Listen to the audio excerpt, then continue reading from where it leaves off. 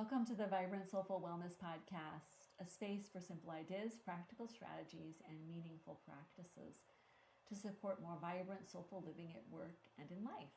I'm your host, Annie Barrett. For over 25 years, I've guided individuals, groups, and workplaces toward greater well-being and fulfillment, drawing on coaching, lifestyle medicine, habit change science, mindfulness, Ayurveda, and yoga.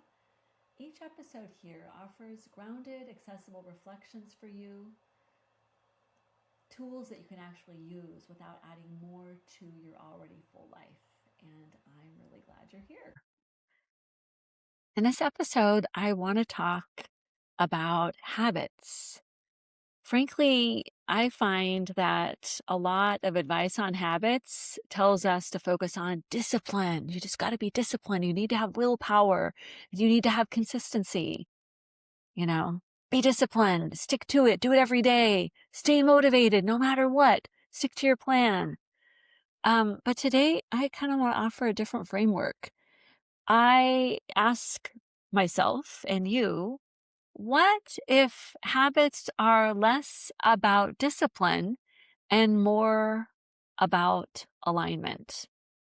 Because I'll be honest, I don't think that traditional habit culture works for many women. I think that the traditional ways in which we think about habits leave us feeling like there's just so much pressure to keep at it. And if I don't do it, then it's going to fall apart. I think there's often way too much self-judgment. If you fall off your plan, fall off the wagon, then it's just, you start telling yourself that you suck. There's just a lot of judgment around that. And there's just so much unsustainable intensity. We're going to crush this in 30 days. You're going to have this habit down in 3 weeks. Frankly, we recognize that most women I know, especially in midlife, are already carrying enough. We may still have children at home. We're balancing a career. We may be taking care of elders. We may be working on big projects. And even if we are retired by this point, we're still doing a lot, taking care of people in the community. So we really don't need another system that's going to ask us to push harder. Instead, we need systems that support us. So I'm going to offer a different way to think about habits. And I think there's 3 ways we can think about habits. One is habits as alignment. Thinking about the way we align to what matters most in our life.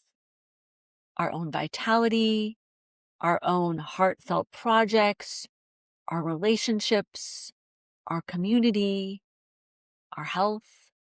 So habits is alignment.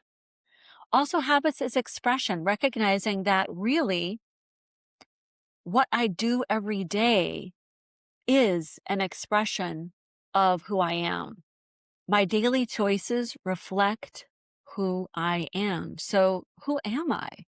What am I expressing through my habits? Who am I now? Who am I becoming, for example? And also habits is integration. So thinking about the way in which supportive practices become more part of how we live. They're integrated in how our lives are now with whatever is going on. It's not something added on. It's something to support what I'm already doing. It's the way I'm living my life. So I think a better question really is not what should I do, but what actually supports me? What actually supports who I am with the life I'm living right now? Not some fantasy life, but my life as it is right now. So underneath that, it's what is true for me right now in my life as it is, with everything, my relationships, my projects, my work, my community. And given all that, what truly supports me? What makes me feel sustained and supported at the end of the day? Also, what depletes me? What leaves me feeling exhausted, overwhelmed, like feeling like I've been roughed up? And what is it that I'm truly trying to sustain in myself, in my work, in my relationships. Because habits fail when they're disconnected from our values, from what really matters to me. If a habit doesn't connect to what matters, it's really hard to sustain. Our habits have to reflect what truly matters in our lives. So let's look at some concrete examples. For example, the habit of, oh, go to bed earlier. And I'll tell you, I don't go to bed earlier because I should. And occasionally I do stay up, right? But for the most part, the idea is I go to bed earlier because my energy matters. And the will of the day, like this pie of my energy, if I start cutting it out and I don't have that full pie the next day, then I don't have the energy for what matters more. So it becomes a question of my self-stewardship, stewardship of my body and my emotions and my life. So going to sleep earlier is about self-stewardship. It's because my energy matters. And what I eat, what I put in my body, isn't because I'm trying to be good. Oh, you better eat this, better eat kale because it's good for you, or you better get more protein because it's good for you. No.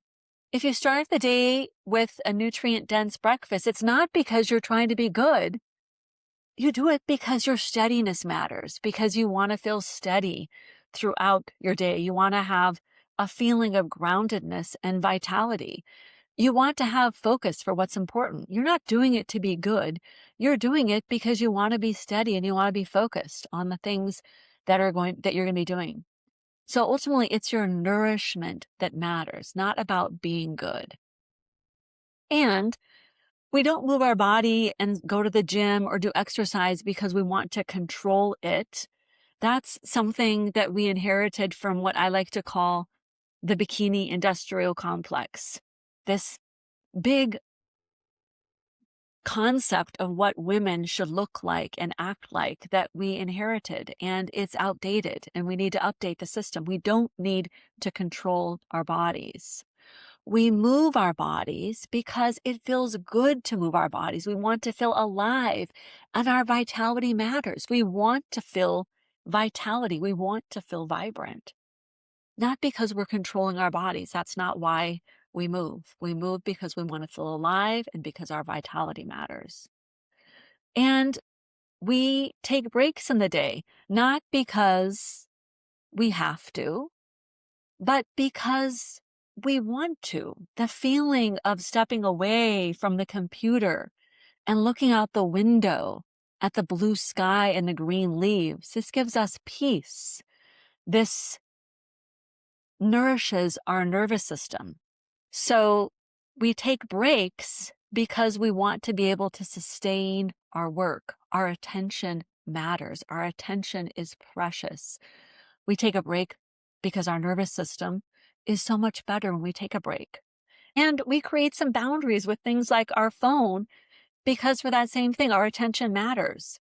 Peace matters. Nervous system matters. And for example, the way we start our day, I like to start my day with cleansing my sense organs, taking care of my mouth, my eyes, my face, taking some time to meditate, and having a little bit of quiet, not starting the day with Instagram or email or my to-do list, but having some peace and quiet because clarity matters. I want to feel clear as I move into the day. And how I begin my day actually shapes everything that follows. So I don't start my day in a particular way because someone on Instagram told me to do that, but because actually my clarity matters.